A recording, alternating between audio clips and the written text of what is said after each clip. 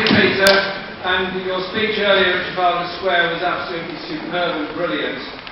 We obviously all celebrate the departure of Mubarak. But I'm an eternal pessimist, and I think one has to be extremely cautious that the power of the state in Egypt, the power of the security services and the army has not been broken, has not been removed, and there is obviously enormous danger that somebody else could eventually follow in the same way. The protection of democracy, the protection of the advances that have been made, and they are fantastic advances, is the presence of all those people on the streets of Cairo and all the other cities. They are the ones that will guarantee freedom in the future. And I cannot be the only person that's nauseated by Hillary Clinton, by Obama and all the rest saying how they'd always stood up for human rights in Egypt. But you could have fooled me.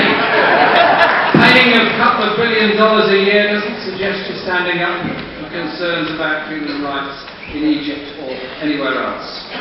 We are faced in this country with enormous cuts being made by an economic policy that is about the destruction of the welfare state, that is about the redistribution of wealth towards the richest and most powerful, is about the removing of power, the disempowering of the working class and other movements. In exactly the same way that the neoliberal economics that have created such mass levels of unemployment, particularly youth unemployment, in Algeria, Tunisia, Egypt, Lebanon, Yemen, and all the other North African countries, is exactly the same economic philosophy that we're being told is good for us and what we've got to accept throughout Western Europe. So please, my friends, remember, we are not alone on this. This is an international struggle against an economic philosophy that is designed to turn back everything that we've achieved in terms of the National Health Service, the welfare state, or any kind of cohesive society.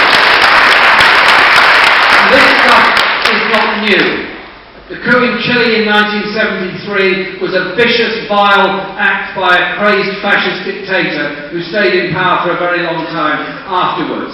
He was followed immediately by an economic doctrine that destroyed all the gains of the popular unity government and indeed of the labour movement in Chile before that.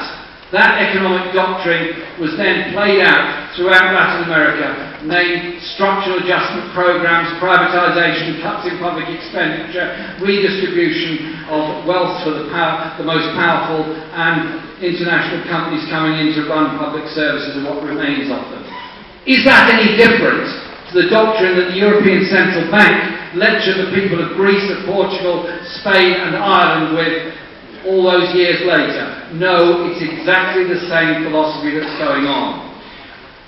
The economic doctrine of the third way of the 1990s, adopted by New Labour, adopted by many social democratic parties across Europe, was to, yes, say we can spend more on public services, but we won't challenge the fundamental inequalities in society, we won't challenge the deregulated financial sector and the banks. End of story. Crash of 2008. End of story. Massive cuts that have been made all across Europe and in this country. So we have to understand where these forces are coming from. Understand the importance of unity in opposition to the whole principle of public spending cuts. We're not going through a budgetary exercise in this country. We're not going through a book balancing exercise in this country. We're going through an attack on everything I suspect in this room, everyone in this room believes in, i.e. a welfare state, a national health service, universal benefits, decent housing provision, decent social services provision. All those things, they are all the things that are under attack. And so, the march on March the 26th is to unite people. The march on March the 26th is to say to people, April the 1st, a lot of redundancies come, June no doubt, July and so on, Are we, as a community, as a labour movement, going to stand back and allow all this to happen, or are we going to unite in great strength against it? I know the answer, you know the answer. It's up to us to educate the public into the reality of what's happening, educate the public into the dangers of what's happening, and come out on March the 26th. 1 million there would be great, 2 million would be better, 3 million would take the record away from the Stop the War coalition of the largest ever demonstration in British history. That is something to aim for, because in mobilising those numbers of people, it becomes impossible. Look how they backtracked a little bit on forestry already. Look how they backtracked already, just because of some levels of opposition. Go for it, organise, but above all, unite to defeat the whole strategy. Thank you.